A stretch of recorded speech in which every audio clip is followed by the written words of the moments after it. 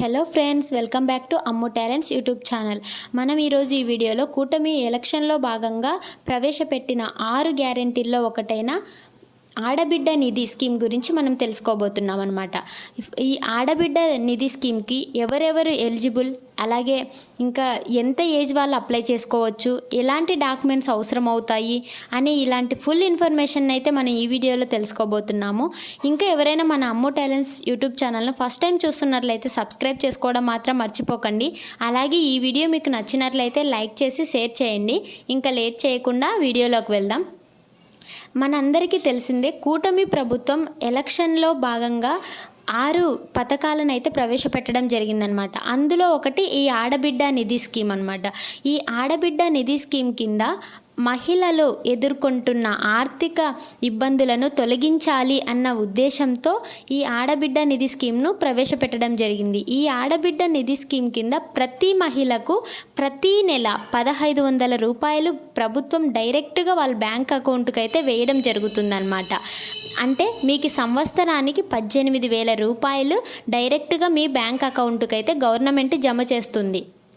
అయితే ఈ స్కీమ్కి కనుక మీరు అప్లై చేసుకోవాలి అనుకుంటే మీరు కంపల్సరీగా ఆంధ్రప్రదేశ్కు చెందిన వారై ఉండిండాలి.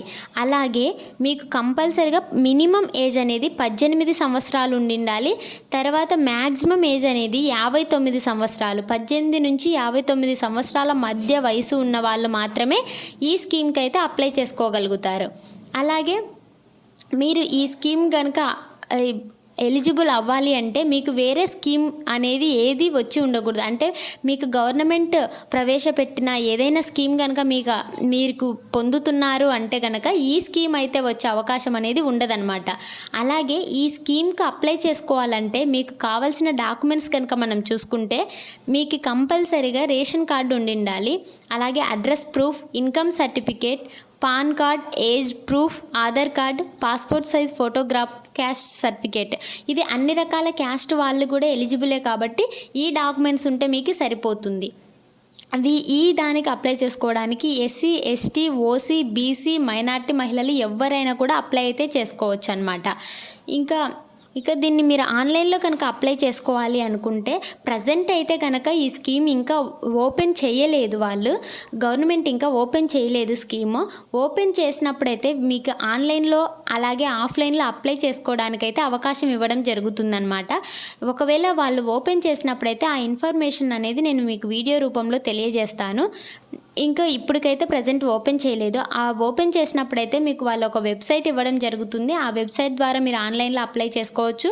లేదంటే మీరు మీ దగ్గరలో ఉన్న సచివాలయంలోకి వెళ్ళి మీరు అప్లికేషన్ ఫామ్ ఫిల్ చేసి ఈ సర్టిఫికేట్స్ ఇచ్చి అలా అయినా మీరు ఆఫ్లైన్ ద్వారా అయితే అప్లై చేసుకోవచ్చు అనమాట. ప్రజెంట్ అయితే ఇంకా ఈ పోర్టల్ ఓపెన్ అవ్వలేదు.